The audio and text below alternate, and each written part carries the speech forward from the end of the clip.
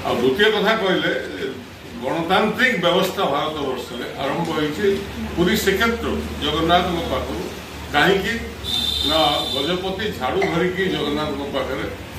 पहरा मारती रथयात्रा से लगी गणतंत्र आरंभ हो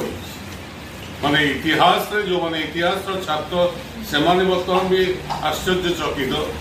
जे वर्ल्ड डेमोक्रेसी की जो माने रिसर्च कर पृथ्वी सब लोग किए एथेंस कथा कहती किए बुद्धिस्ट पीरियड कथा कहती किए जैन पीरियड कथा कहती